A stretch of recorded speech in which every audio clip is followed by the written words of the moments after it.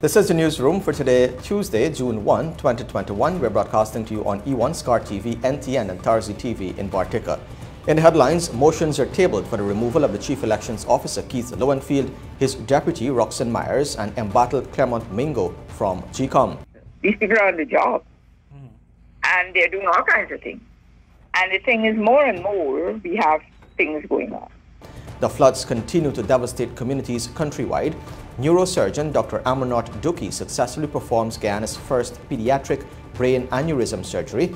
And in sport, we share the story of a newly elected female cricket club president, and the Guyana Football Federation's head calls FIFA CARICOM partnership a watershed moment. With the news, I'm Afanash Ramzan. Thanks for joining us. We started by telling you that the government-nominated commissioners of the Guyana Elections Commission, GCOM, on Tuesday tabled 3 motions calling for the removal of 3 senior officers of the electoral body who are accused and charged for electoral fraud. Kurt Campbell has our story.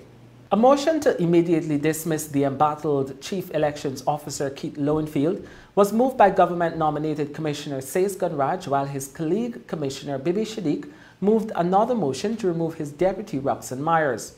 A third motion moved by Commissioner Manoj Narayan is also seeking the immediate dismissal of District 4 Returning Officer Clement Mingo. With the current makeup of the Commission, the success of these motions now rely essentially on the vote of the GCOM Chairman, Justice Retired Claudette Singh. But before that vote, all interested and affected parties will have to be notified by the GCOM Chairman and the matter placed on the agenda for deliberations at a subsequent date.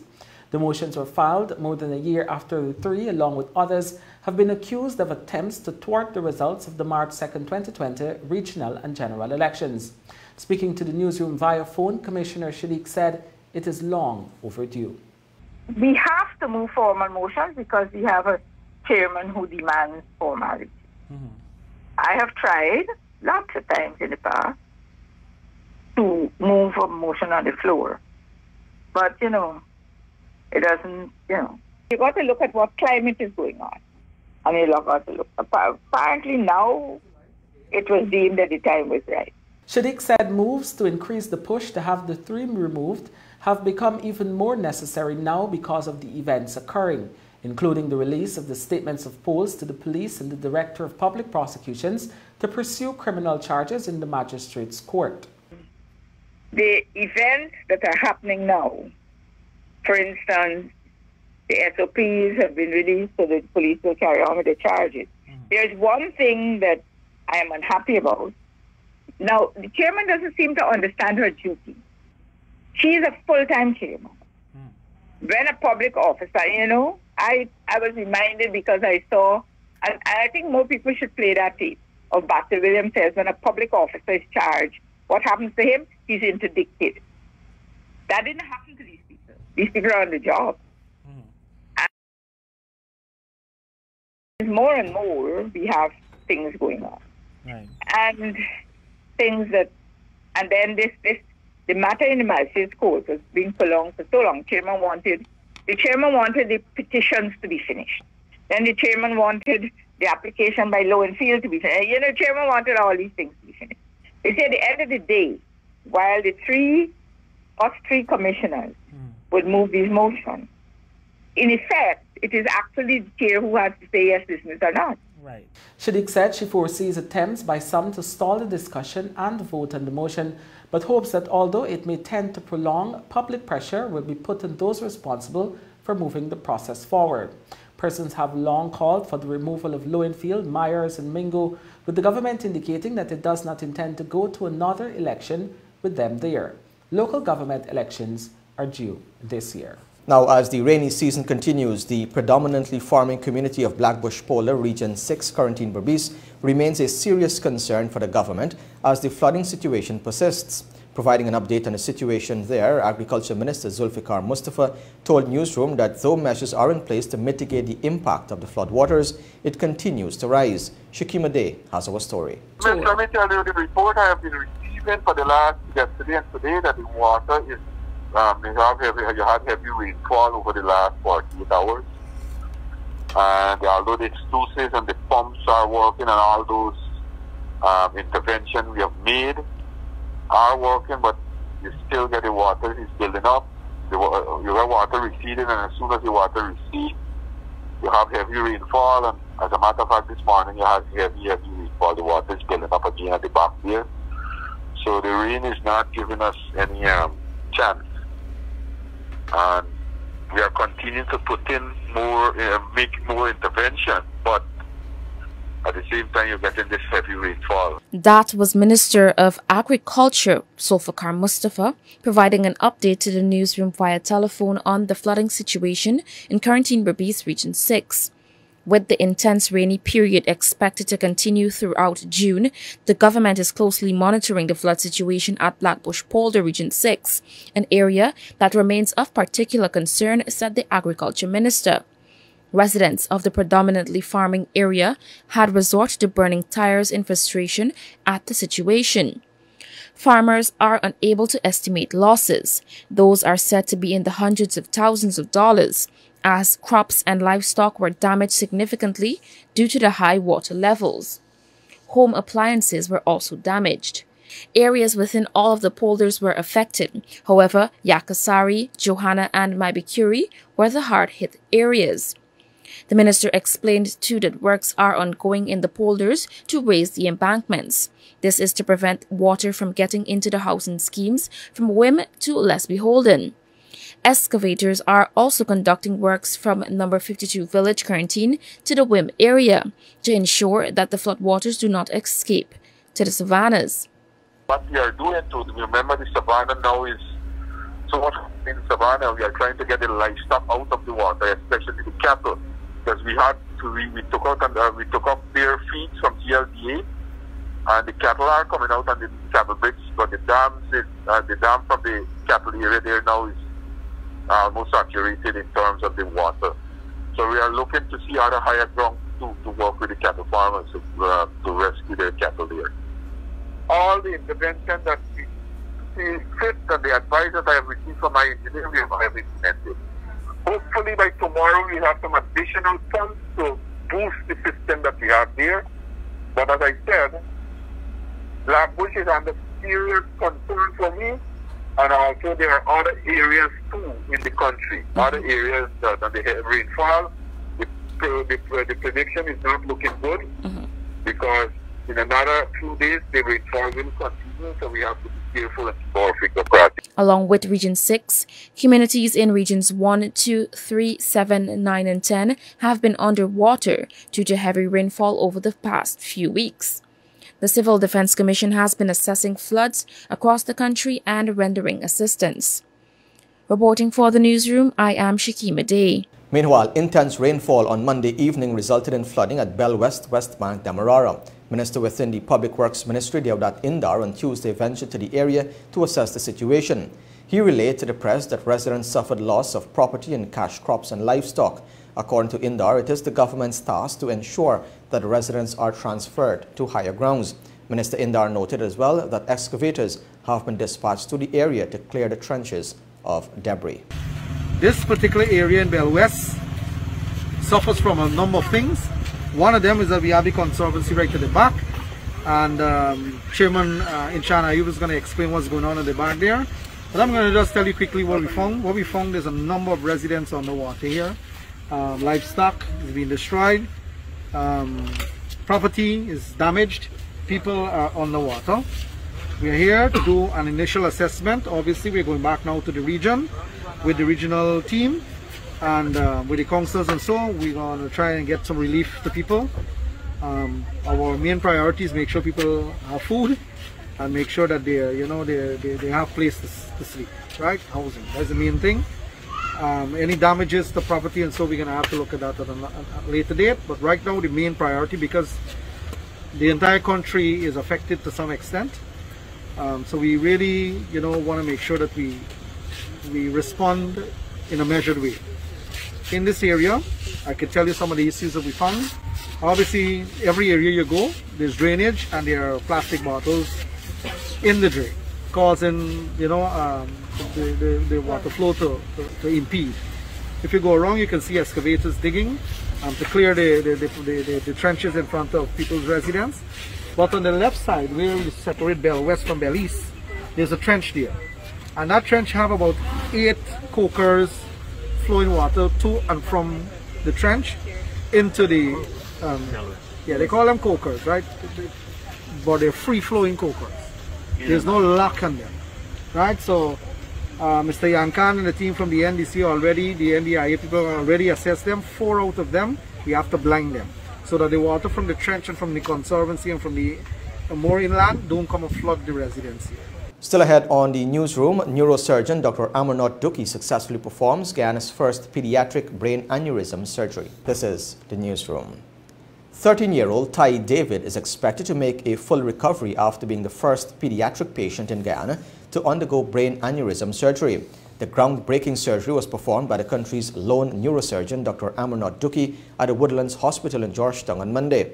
At a press conference on Tuesday, Dr. Dukhi explained that the textbook-style surgery performed lasted for 2 hours, giving the lad the prospect of a normal life. Shakima Day reports. 13-year-old Tai David was given a new lease on life after being the first pediatric patient in Guyana to undergo brain aneurysm surgery, performed by Guyana's lone neurologist Dr. Amarnath Dukhi at the Woodlands Hospital on Monday. Dr. Dukhi, who was contacted to consult on the case, explained to the media at the press conference that a CT scan was performed on Tai, which showed extensive bleeding in his brain from a spontaneous rupture. I was called to consult on this patient on the 18th of May, after which a presumptive diagnosis of a brain aneurysm was done based on the kind of bleed that we saw, what is called a subarachnoid hemorrhage. Very, very rare in kids. It's not something that you usually see in kids. Further studies, radiological studies was done, and that showed that indeed this child had something what we call a brain aneurysm. Now, brain aneurysm are something that is more frequent in adults. A matter of fact, for every 100,000 kids below 15 years old, 0.05 to 0.09 is the frequency rate. So if you have 100,000 kids less than 15 years old, less than 1 kid will have a brain aneurysm. That's how rare it was. With Tai considered a high-risk patient, he could not have traveled out of Guyana to undergo the procedure. Hence, systems were put in place for the surgery to be done locally. Dr. Dukhi explained that the surgery was a minimally invasive brain aneurysm endovascular stenting, and with Guyana not yet equipped to handle such procedures, the materials had to be imported. Successfully so far in Guyana, we were able to do 7 aneurysms, brain aneurysms. This is our 7th, and a matter of fact, this is our first pediatric brain aneurysm done in Guyana. Again, as I mentioned earlier, it's so rare that it's something that we don't see. Even in my residency, I haven't seen a pediatric brain aneurysm. It was also my first attempt to do a pediatric brain aneurysm. The previous 6 that we would have done were adults. Those are okay. This child had a successful surgery last night. We did something we call a minimally invasive brain aneurysm endovascular stenting and coiling, where we didn't have to open his head. The teen's mother, Tonya David, explained to the media that on May 18th, her son was at home attending online classes when he passed out on the bathroom floor. After receiving the diagnosis and treatment options, the woman said she was hopeful that the surgery would have been a success. I just want to say thanks to God first and foremost, and also thanks to Dr. Dukhi and the other radiologists that came in. I know from the inception I had a lot of faith that this surgery would have been successful. I never wavered or anything. I was just waiting on the good news right outside the theater door. And, you know, persons were being like, how are you so strong? But, you know, I thank God for giving me the strength to go through this, because it's very distraught. And I mean, my family members, they can't cope, and I would like to thank my family members for all the support that they've given us. Meanwhile, Dr. Neville Gobin, management consultant at Woodlands Hospital, expressed satisfaction that the procedure went off without a hitch, as the hospital invests in modern equipment to bring the best health care. We were thrilled when Dr. Dukhi came to approach us to use the cath lab facilities, which, you know, over the years we've invested a lot in modern equipment so that we can bring best healthcare to Guyanese at an affordable cost. So we were thrilled that Dr. Dukhi wanted to utilize our cath lab for this purpose, and we're happy that the procedure went well and that Tai will be discharged tomorrow. For the newsroom, I am Shakima Day. Now, one day after the head of the Police Service Commission, Paul Slow, accused the People's Progressive Party civic government of attempts to interfere in the work of the constitutional body, the government has made it clear that it has lost confidence in Slow's ability to serve in an independent and impartial manner. Kurt Campbell tells us more. Well, if Mr. Slow can manufacture such dangerous allegations against His Excellency the President, the Vice President, and the Attorney General, how can a government continue to have confidence in such an individual? It's as simple as that. Which government in the world, in the face of the type of reckless and baseless allegations made by Slow, which government would continue to have confidence? That was Attorney General and Minister of Legal Affairs Anil Nandlal. The Attorney General has joined President Irfan Ali in rebuffing the unsupported allegations made by Paul Slow as head of the Police Service Commission, among which is that Nandlal had engaged in subterfuge attempts to meet with him. During an interview with the Newsroom at his Carmichael Street, Georgetown chambers on Tuesday, Nandlal denied he attempted to meet with the former Assistant Commissioner of Police covertly and without public or official knowledge and approval. Why do I have to resort to some kind of subterfuge operation to meet Mr. Slow? I have been meeting Mr. Slow. Not so long ago I spoke to Mr. Slow while he was in Pakistan doing duties for the West Indies Cricket Board. So I don't know what is wrong with Mr. Slow to keep hatching up these allegations or trying to create the impression that I want to meet him in an improper way. He explained that although this is the case, the executive will not force Slow to resign and remains committed to constitutional governance and the rule of law, which will see strict compliance with the laws and constitution. He hinted, however, that the process has commenced. So the constitutional process has been activated, and rightfully so. Mr. Paul Slow and Mr. Conway, as you know, are before the courts on some serious charges. How? Tell me how can a Police Service Commission chairman and commissioner don't see that it is vulgar, that it is wrong, that it is unlawful, that it is palpably anomalous and irregular, that they are to take money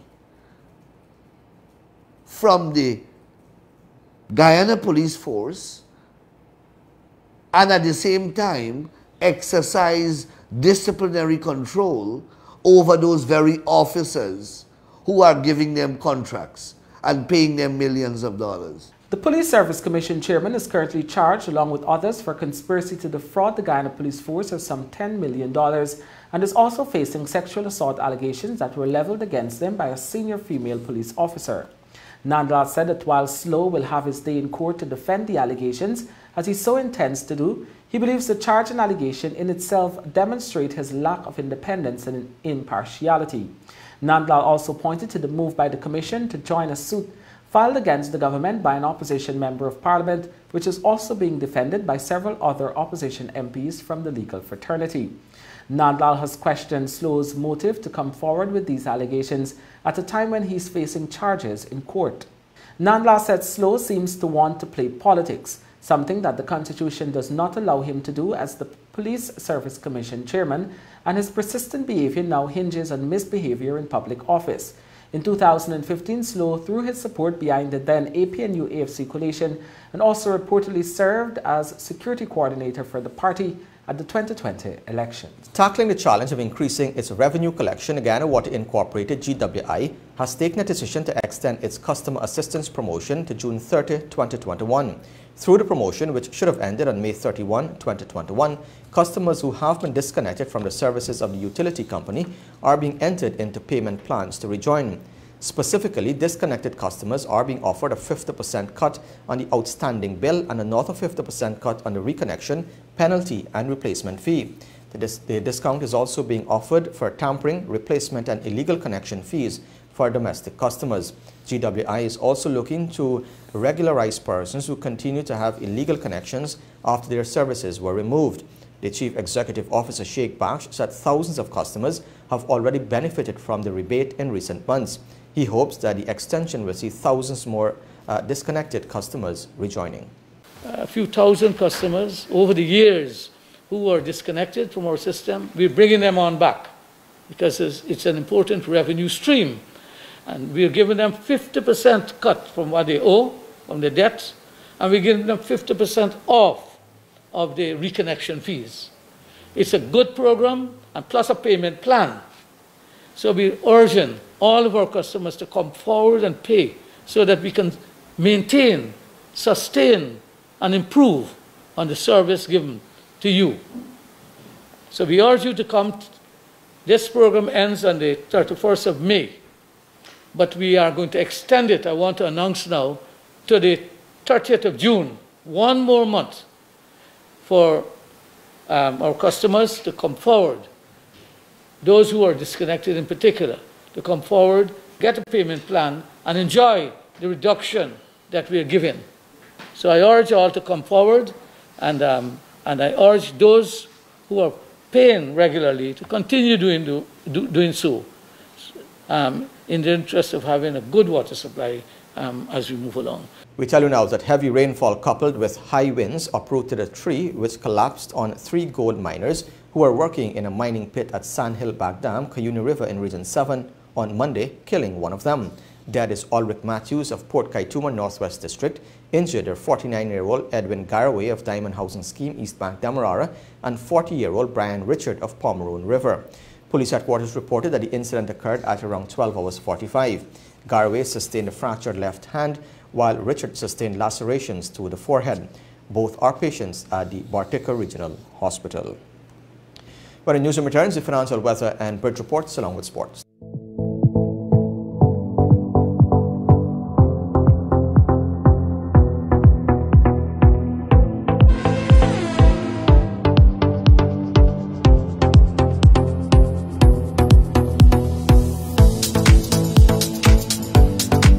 Welcome back to Newsroom. Now for a look at what's happening in sport. We're starting off with some football news.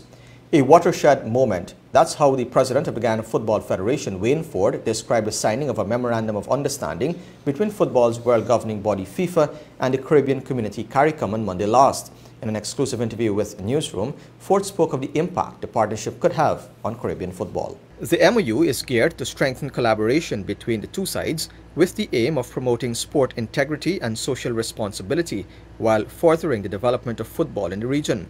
The landmark agreement was signed by CARICOM Secretary General Ambassador Erwin Larocque and FIFA President Gianni Infantino at a virtual ceremony attended by the presidents of the National Football Associations of CARICOM countries, ministers of government and representatives of the countries, as well as the CONCACAF President Victor Montigliani. I think the first thing that I would like to start with is commending President Infantino and Ambassador Larocque for following through on the commitments that they made to each other during the President's visit way back in 2017. I was fortunate to be a part of those early discussions, and at the time the discussion centered around implementing a primary school football development program across the region that would also have a primary school regional competition component to it. That project is still at the heart of the MOU, but they've expanded the terms of the MOU, and there will be greater emphasis on child protection, social development, participation, bringing awareness to gender issues, tackling issues around discrimination, bullying.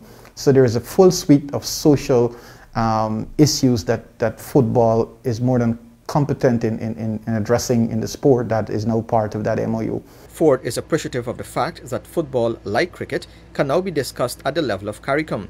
He is hopeful that the implementation of plans outlined in the MOU can be transformational for Caribbean football. I believe that it's a like I said in my remarks to some members of the media, it is indeed a watershed moment for the game. You know, I often remark the fact that cricket is discussed as an agenda item at the highest forum within the region, at CARICOM. And given the popularity of football across this region, I don't see any reason why football cannot be placed as an agenda item. Those are the two biggest sports in our region. And I think if the leadership that certainly comes with the office of CARICOM, if the weight of that office and the influence of that office can encourage stakeholders within the respective Caribbean jurisdiction to really appreciate their role in helping the game to grow and to seek out more opportunities to collaborate with local football associations, then I think the transformational effect on the game for the long term would be enormous. So it is an exciting day for football, and I think many of my colleagues across the region are eagerly excited about what is possible from this MOU. The MOU focuses on several key areas of collaboration, in particular the implementation of a football program in the physical education curricula in primary schools in the CARICOM region. FIFA, together with its member associations, will provide support for the development of football training, competitions, and the training of football coaches, officials, and administrators, along with physical education teachers. Other key focus areas of the agreement include measures for the protection of children and vulnerable adults involved in football activities, the fight against match manipulation, and the promotion of sport integrity and social responsibility. Reporting for Newsroom, I'm Avinash Ramzan. We tell you now that the National Senior Track and Field Championship later this month will be the primary focus for athletes seeking to qualify for the July-August Olympic Games in Tokyo, according to President of the Athletics Association of Guyana, Aubrey Hudson. Akeem Green spoke to the athletics head on Tuesday and filed this report. Guyana sent 12 athletes to the Senior South American Championships, which concluded on Monday in Ecuador, and they copped 5 medals, but none were able to qualify for the Olympic Games. To date, the lone track and field athlete to qualify from Guyana is 400-meter runner Alia Abrams. Hudson indicated to the Newsroom Sport on Tuesday that everyone's attention will now shift to ensure they perform at their peak at home from June 18th to the 20th at the National Synthetic Facility, Leonora. Our National Senior Championship, you know, that's the next big thing. It's the next highest points earner. And, you know, we expect everybody to be here for that championship. And that's going to take place from the 18th to the 20th of June. And, you know, some athletes were asking for us to push it back a little later to give them some more time. But for me, the earlier you have it, is the little more back window time that you could look for some other meets around to try to qualify. But if you leave your best for the last championship, I don't think that may do too well for the athletes. And I think by and large they all agreed with me in our discussion that we had. It should have been on the weekend of the 12th. But we decided to push it back one more week, and that's the same weekend that the Allianz Pompi would have been on. So we expect a large contingent of Guyanese overseas-based athletes, and also Trinidad and Tobago and Barbados would have reached out to me, asking us when is our National Senior Championship so that they can send athletes over to compete. And so we're looking forward to planning and having a great National Senior. It's outside of the area championship, is the highest points earner. Athletes will have 2 ways to qualify for the Olympics: achieve the entry standard within the respective qualification period, or qualify by virtue of his or her IAAF world ranking position in a selected event at the end of the respective qualification period. The process is designed to achieve about 50% of the target numbers for each event through entry standards and the remaining 50% through IAAF world ranking system. The entry standard qualification was the hope for those in Ecuador, but the AAG president said he's still happy with the performances. Until I get a report from the team manager and coach about what exactly transpired, what the conditions were like, I don't really want to say too much. I'm grateful for the medals that we got. I think as everybody other than probably 3 athletes are coming home back with medals. But the purpose of the whole trip was to get people to qualify for Tokyo And that was not really and truly achieved to the level that I would have been happy with. So, but again, I know the athletes went out there and they put in their best effort. And, you know, when we get a report, we'll know what the next step is going to be. Hudson said they were doing some rehabilitation works at a track to get it to the best possible shape for the athletes. For the newsroom, Akim Green. Now, the Maltino Sports Club located in Thomas Lance, Georgetown has been in existence since 1902, and just recently the club elected its first female president, Deborah McNichol. Apart from her extensive years of service as a member and executive, the 63-year-old has been mother to all of the young cubs that have joined the club. A passion for humanitarian service is a driving force for the single parent of 2 girls and 1 boy. Coming from a family with a history of sport enthusiasts, McNichol said she always had a fondness for sport as her brother played football for Guyana. The move from just an onlooker to more of an active role came when she was advised to let her son, Shaquille Williams, join the club's cricket team in 2001 at the age of 7. So I was advised by a friend who said to me, take him to Maltino's. You just take him. So I said, man, I have so many things going on in my life. I'm working, I have a business running, I'm at university. How am I going to do it? And then I said, you know what? This here is a boy. And this can help me to mold him and have him balance, because I always believe in balance. And so I took the advice and I went to Maltino's. While I was at Maltino's in the afternoons, I would take him, drop him, but at the same time he was doing track and field. And so some days I had to take him one day to police for him to practice, then back to Maltino's the next day. So I was there like up and down, doing everything else with him. And I sat there many afternoons and I saw parents would come, drop off the children, and they would leave. And mothers too. And I said, no, I'll sit and look around because I want to see what is happening with the children. Her son went on to represent Guyana on the 15 and under 17 levels and is a graduate of the University of West Indies. But while the immediate attention was the caretaking of her son, she also made it a priority to assist the well-being of his teammates, many of whom also represented Guyana. For instance, Sian Daniels. Well, everybody knows right now that Sian is my other son, right? You have Stephen Sankar, you have Kwame Cross, the Norton brothers, you have this guy Vishal Narayan, all those youngsters. I used to just have them, sometimes I ask them, which school you got? Did you do your homework? Come on, we're not playing cricket alone.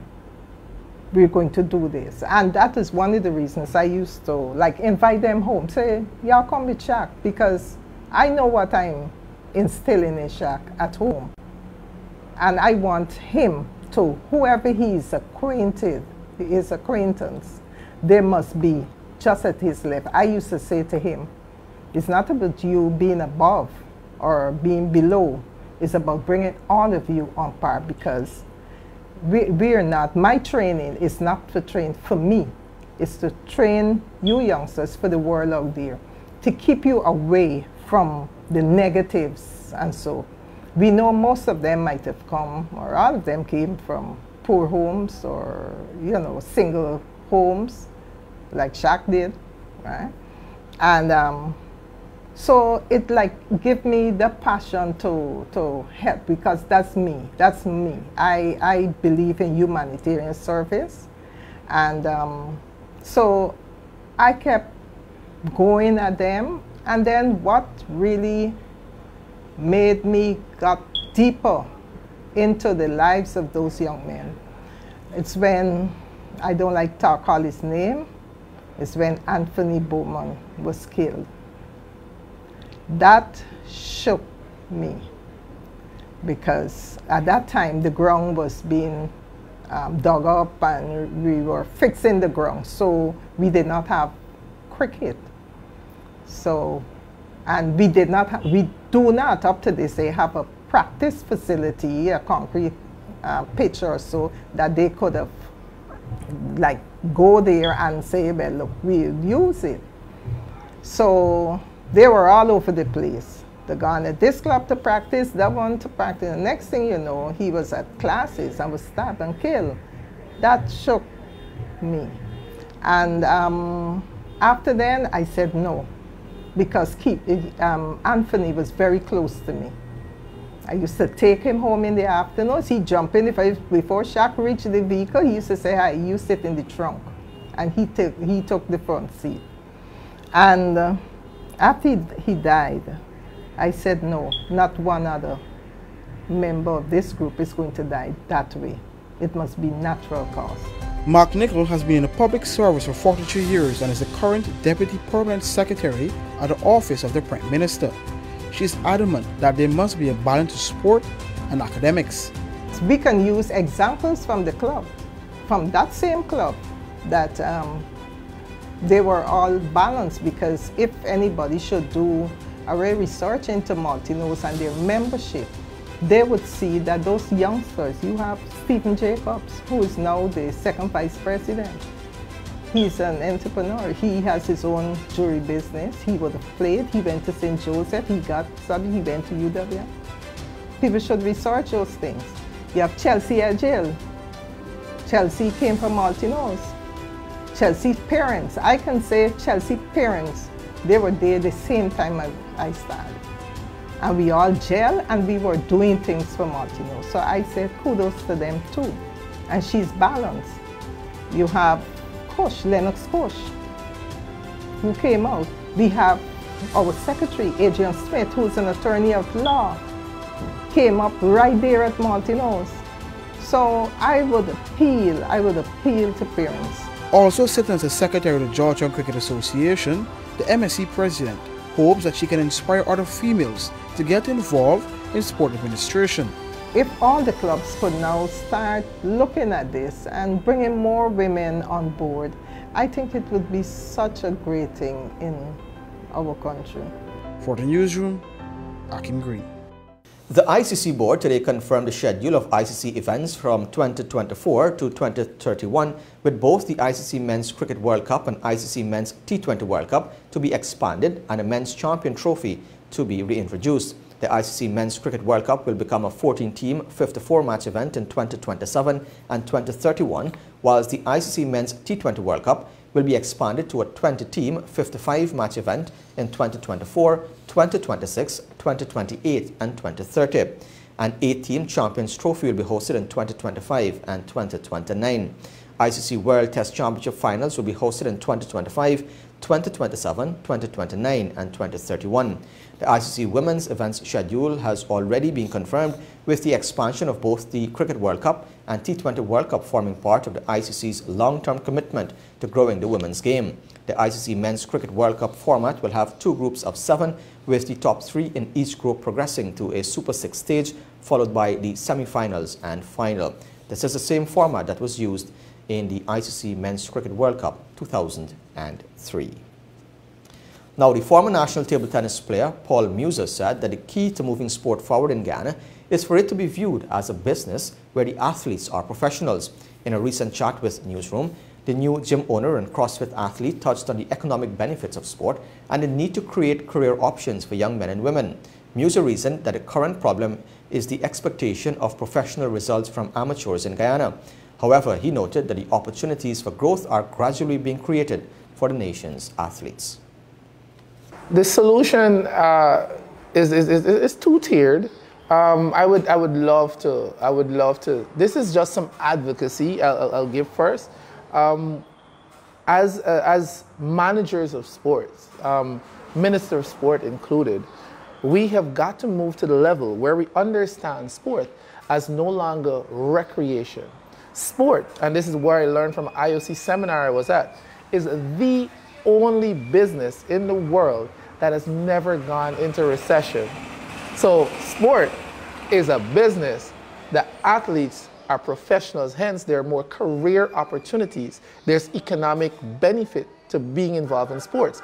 Many economies in the world lie heavily on sports. The Spanish economy, the German economy, Italian economy, they rely heavily on the impact of sports, sports tourism.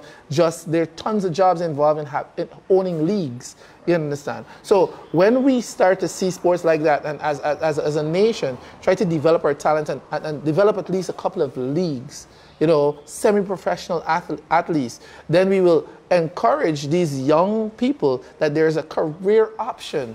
You understand? So no longer will you aspire to be a policeman and play some football part-time. You know, there's a real career option, and with that, you then can put in the necessary hours to become a world-class champion. Because what is our problem is that we expect professional results from amateur. You know, everyone out there is not just talented, but they're talented and they're doing it 8 hours a day. You're talented doing it 1 to 2 hours a day. More than likely, your chance of winning it is zero. But for the young athlete, times are changing. I would say it's more encouraging now. More of us are getting scholarships as opposed to, let's say, 10 years ago when I was at my prominence of table tennis. There are more scholarships available. There's more opportunity to go into a professional environment. So I would encourage you to hone your talent, work individually. Don't depend on whatever team or whatever organization you're part of to do the work for you. You put in that personal work, and trust me, you work hard, you will realize your vision one day. And just lastly, there's no other profession that has more millionaires per capita than sports professionals. So it's quite lucrative if you invest in your own talent. So the difference between failing and a failure is when you stop trying. So you work hard, you will fail, but never give up. And with that, we've come to the end of the news for this evening. Of course, you can find updates on these and other stories on our website, Newsroom.gy, our Facebook page, and Instagram. On behalf of the entire news team, my name is Avinash Ramzan. Thanks for watching. Be safe. See you next time.